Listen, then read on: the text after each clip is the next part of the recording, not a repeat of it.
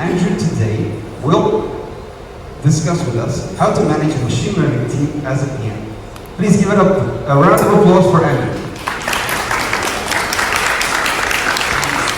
Hi everyone. Yeah, that's right. I'm A.Mende. I work currently with the machine learning team at Booking.com, and the first question I want to address is where is Natalia? Unfortunately, my co-author couldn't make it in person, so I'll have to present our joint work alone. Sorry for that. Really miss her because she has by far more experience with ML than I do. And actually, the idea of this talk it started when I realized that one advice given me during an event like this by Natalia led to boosting productivity of my team twice. There's just not too many experience about managing machine learning products in the world, so it's pretty scarce, and we realized how little actually do we as product managers know about how to do this right, and how to do this effectively. So, as I said, by day I am a product manager in Booking.com, but by night I'm also trying with some colleagues to transform how product managers work. I'm there to spend a couple of minutes to talk about this because I think it's an important topic. Because right now I'm going to tickle your curiosity a little bit. I'm going to tell you something. But this is not how we learn. And I really envy how developers work. Like they take some inputs and they write a program and they can test if the output is correct, right? They learn by doing something. While we as product managers still learn by just listening to other product managers talking about blah blah, how did they succeed. I'm trying to create some materials where product managers can learn through doing, through achieving some tasks, like your colleagues learn from you when you do something together. And yeah, this is a small side project. Today I'll talk a little bit about how this ML thing is fitting into career path of project manager because I think it's pretty exciting. Then I'll talk a little bit about how the product itself is different from the usual traditional products because I see a lot of difference, and yeah, I will talk a lot about how the approaches we usually use for feature development doesn't work for ML development. I will talk about how the backlog is different and how the prioritization framework I had to adapt it to actually manage effectively some improvements of ML. And maybe some technicalities, because as a product manager for ML team, you have to understand a little bit more. There's a debate going for ages about should the product manager understand the development process or not, or they should only focus on the customers. I think that in order to effectively manage a machine learning team, you really have to understand some things about how machine learning works and how the models work. And in the end, I will try to present you with a survival guide if you're just starting to work with an ML team. Yeah, what are the things which will help you the most and which probably I learned the hard way during my first months as a product manager for an ML team. A little disclaimer, both authors of this talk have more experience with how to enhance usual commerce products with ML. So we work with ranking, search relevance, recommendation systems, not things like, I don't know, filters for photos, video, computer vision, and so on. But I think for the most of the audience here, these topics will be also very relevant. We also both work for really big companies with a lot of data. So please keep in mind that the cases we are presenting are mostly relevant for if you have really a lot of data. And we both happy to work in companies with data-driven cultures. So here, data is the king, and you are free to experiment while you can show your impact on the metrics. There's a little of vision, a little of nobody can tell you anything if you have good experiments. So we are pretty free in choosing our ways. This is how your traditional path looks like, right? You can grow from core PM to senior PM, then you have to choose if you want to manage other PMs or become a really impactful individual contributor and become a principal PM. And actually, when I started on this path, I thought that, yeah, it's all paved out. I know which frameworks. There's a lot of materials like what do you need to learn in order to progress on this path. It's pretty obvious. So basically, I had my pension in sight. I knew how it would progress. And I'm really happy that at some point I had this chance to take a side turn and become a product manager for ML, because what excites me about this topic is that it's uncharted territory, I believe, for product managers. there is little experience, there is no known frameworks. If you address a traditional product management task, yeah, okay, go take this framework, this is the recipe, you don't follow the recipe, stupid you probably fail. In ML, still there are no recipes, so I think this is exciting, and we as a community right now learn a lot about how to manage those products, how they behave. And I'll address now some of things which don't work as you expect when you're trying to use ML to add value to your product. I'll start with talking about the product itself, how the delivery of value to the customer is different when you start engaging with ML. First, and what was very much obvious to me, is that we don't really understand how the ML works. You think that, yeah, you just use a tool to solve a task, right? And there are ways to use this tool. While, in fact, if you read a lot of papers, like if you read a really good paper about ChatGPT or about computer vision, you will most probably read something like, how did you come up with your architecture? Well, we tried a lot of things, and this architecture, for some reason we don't really understand, turns to work well for this problem. And this is everywhere. Take recommendations, take search relevancy. There are some architectures which are known to work for some of the topics, but it's not that we understand why this particular architecture of neural network works for this problem. So don't expect it to be a paved way. It's a lot of trial and errors, and it's a little bit, I would say, random. A lot of uncertainty in how you can actually apply machine learning effectively. And I think this is a fundamental thing which really changes how we work. So it's not like you develop a feature and you get the value from it, or you at least understand how it works. Now here, when you start a journey, you don't really know what could work. Is this problem at all solvable by machine learning? And of course, experience of others and the papers big companies publish help a lot to learn what works for somebody. Second thing, which is a consequence of this, is that even if you find a solution which works for your problem, very often you cannot explain how it works, and this is a bit problematic, right? If you have a product which offers something to your customer, and as customer asks you, why this? And you have no clue, no idea. Actually, I was very surprised to understand that we need a special statistical methods to try to a little bit understand like which features are important, which impact do they have on the model. But this is like trying to study a black box, and you still cannot be certain like how the connections work. So you can never completely explain this product to your colleagues or to your customers. And yeah, this is of course a little bit problematic. One thing I learned really hard way is that you should always start with a benchmark solution, because of course ML is right now a topic where you have this bias, like, oh, we're using ML, this is progressive, very good. Other guys use ML and we want to be part of it. But in fact, there are a lot of places where ML doesn't bring value. And while this technique, this tool, is very expensive, it creates a lot of overhead. I will talk about this in the technical section.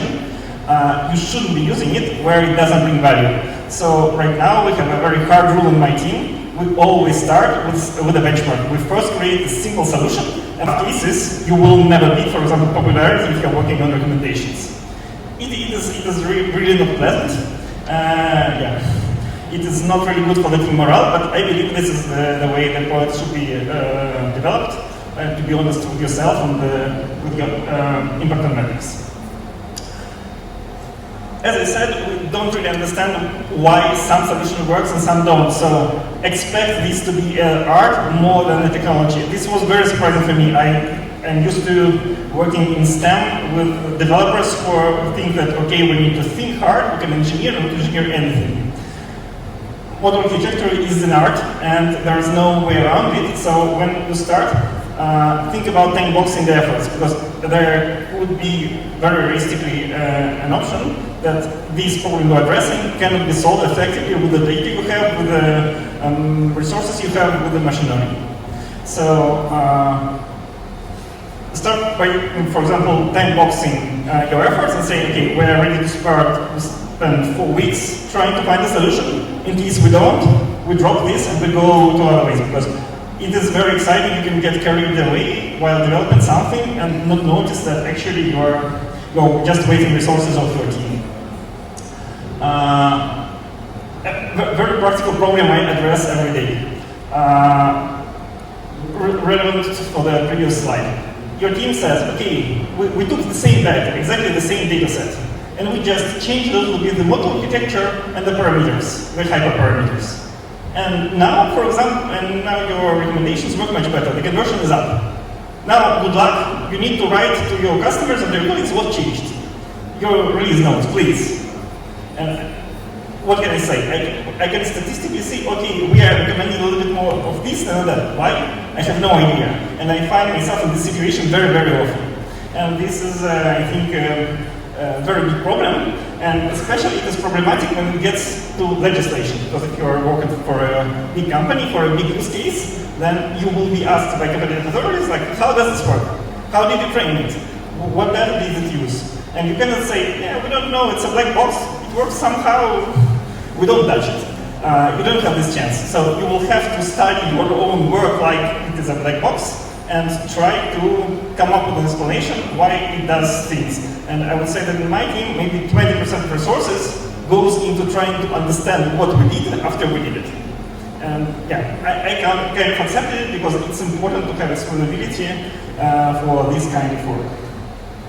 And of course, this is I think that the governmental authorities are pretty right in trying to now scrutinize into how companies do things, because if you have, for example, biases in your data which you train on, then the ML will just amplify them and set them in stone, and then in your training data they will come again. So right now, if you're working with a big use case, most probably you will get those requests and you will have to answer like, how do you fight biases? Do you measure them? Yeah, there are certain things which you should never, like in certain circumstances, you should never, for example, show to your model, like what is the sex of the candidate which you are trying to put in the interview, or what is the country of origin. So never show to your model data which you are not ready to use for the use case you are trying to address. But besides the problem with the product itself, I face a lot of problems while managing technical backlog, because I'm used to more feature development, of course lean approaches, we work with MVPs, this was always like that.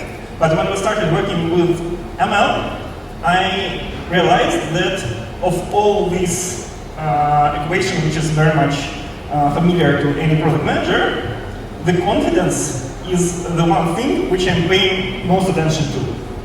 There's actually no good way to estimate the impact, but the confidence probably plays much greater role in my prioritization right now. But besides confidence, the effort right now is much more volatile than I'm used to.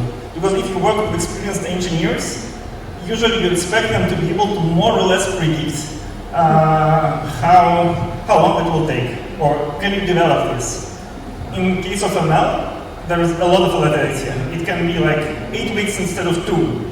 And in order to manage this, you have to use different approaches. So just impact effort doesn't work. You have to really unbox it, you have to manage the risks, you have to be ready to switch hypotheses. For example, if you see that in this time period, we don't see any results. And the scientists won't be pleased with it. But you have to insist, because otherwise the prioritization won't work at all. You will be spending time on something which doesn't work, and it won't work even if you spend 10 weeks on it. The maxim I derived from myself is that I used to play chess, right? You need to sit, hard think, and then you can, okay, I will do this move, and the customers will do this, and then you have more or less a decision tree. In case of ML, it's much more of a poker.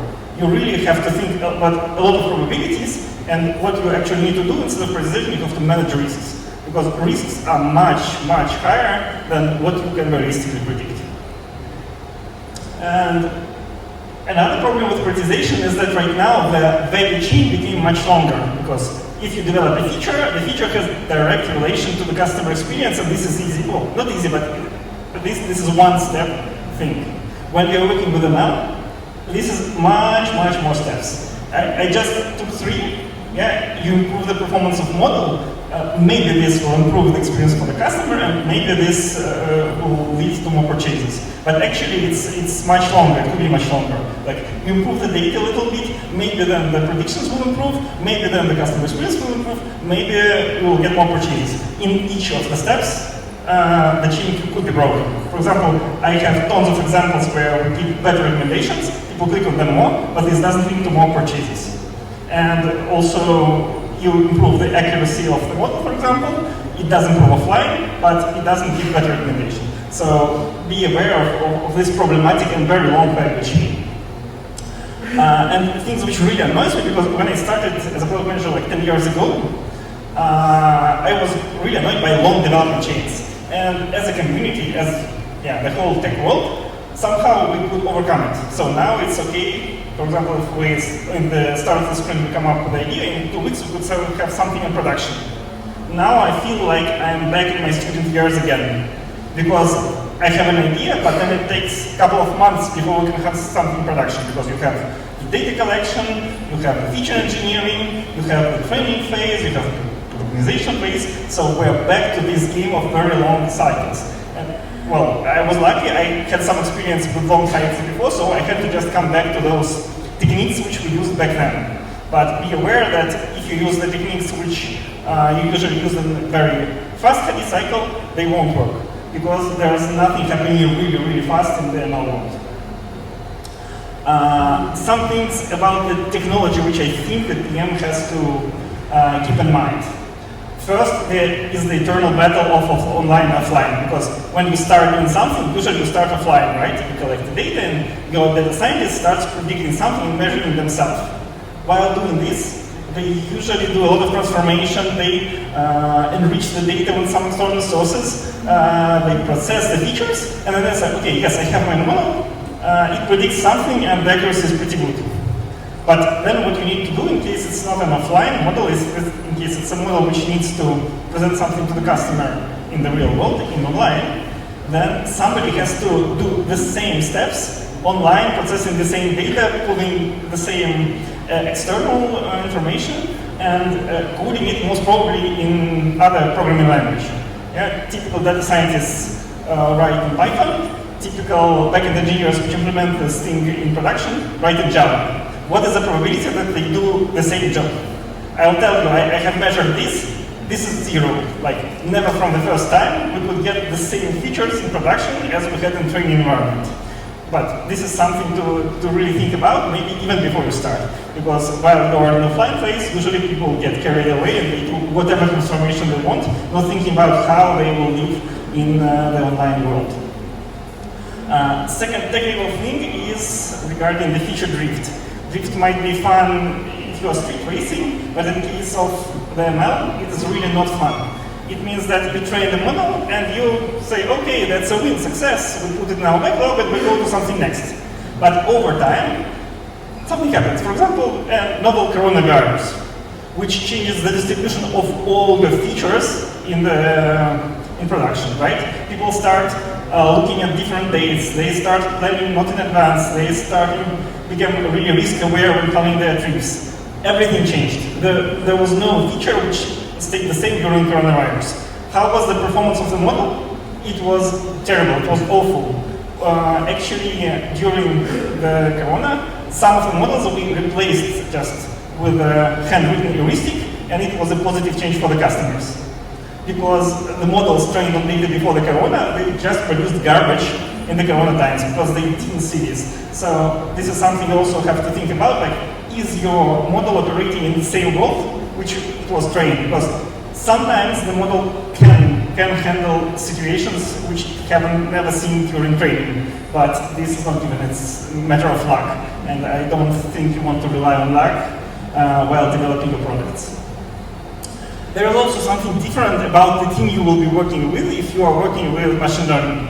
Because we have long books written about how to work with developers, right? We know how to nurture them, how to make them comfortable, how to use this ambition to make them work for us. But now we have a different breed. It's a data scientist.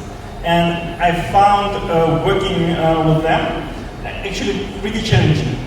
One big thing is that probably they're eager to talk with you much more about the context of the product. To do their work, they need to understand what the customer care about, which features can actually work. So this is a good thing. And also they're data-driven by design, of course, they're data scientists. So this thing is much more pleasant. But on the downside, you have that they cannot do anything really quickly. They require some time. They cannot really realistically predict how much time it will take them to do something.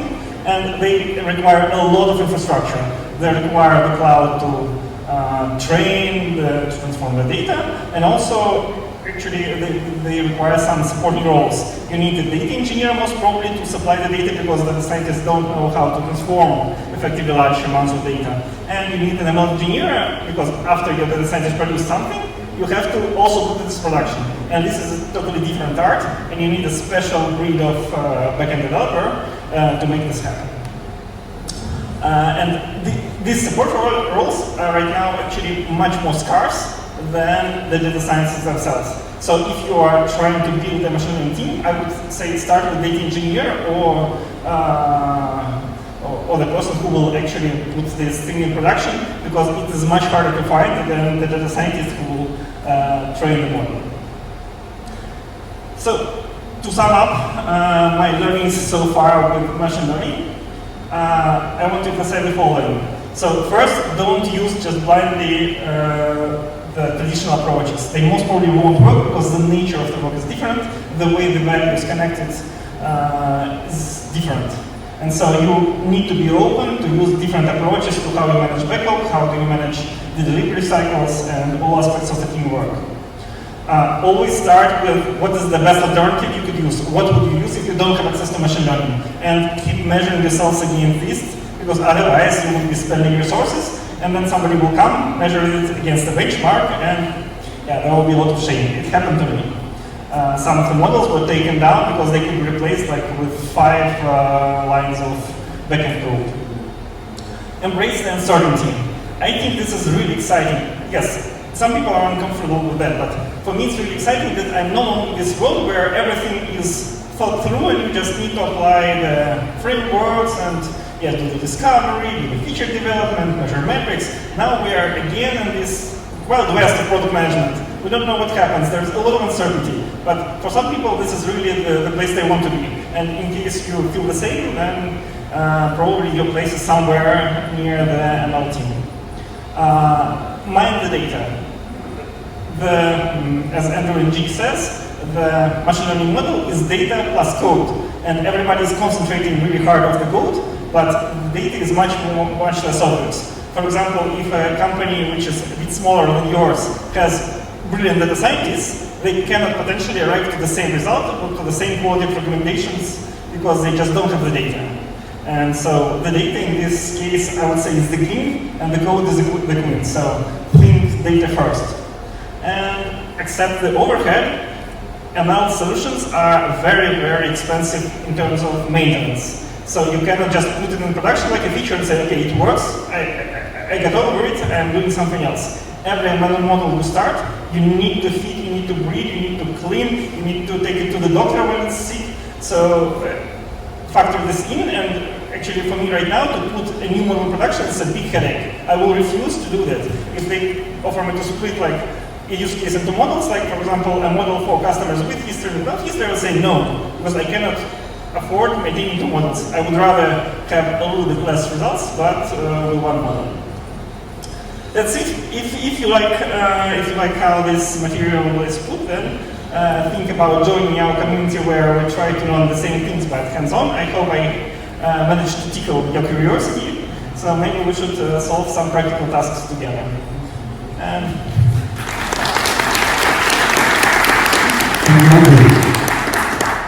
Now guys, we have 5 minutes for questions. Anybody has a question?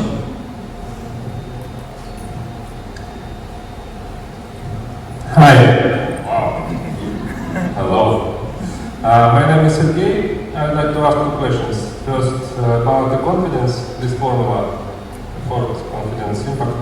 What is the measure unit, the scale, from 0 to 1, or maybe it could be more than 1? And the second, is it applicable Agile Scrum when you do you use sprints when you work, because it's hard to realize how it works. I think waterfall could be more applicable at work. So it's the questions.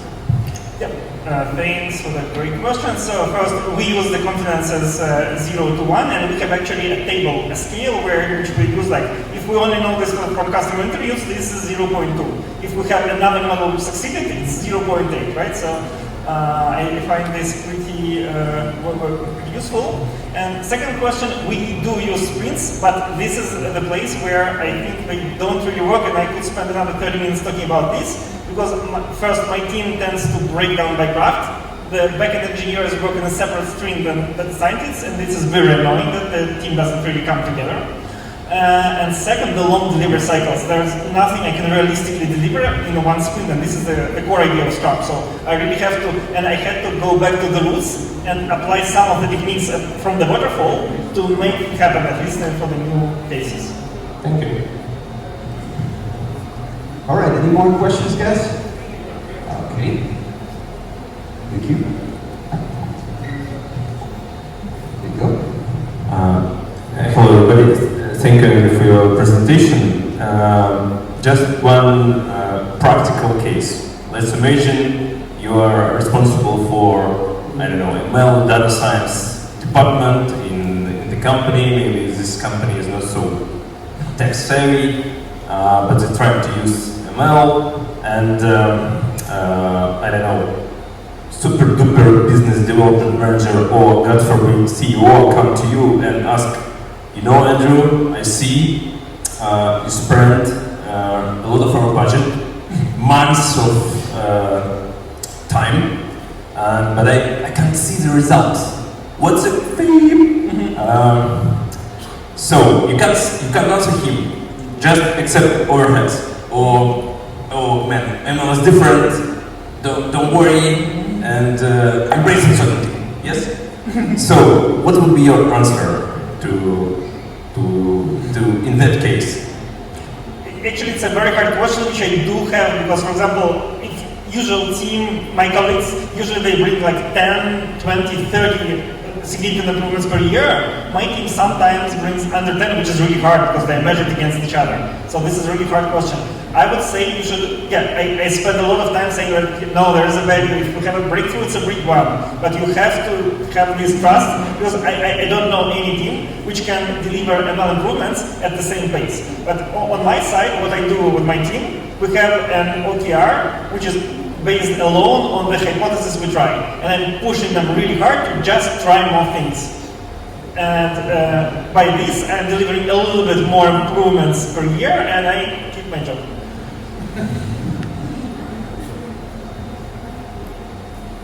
Any more questions, guys? One last question from the audience, maybe we can take an online question after we have it.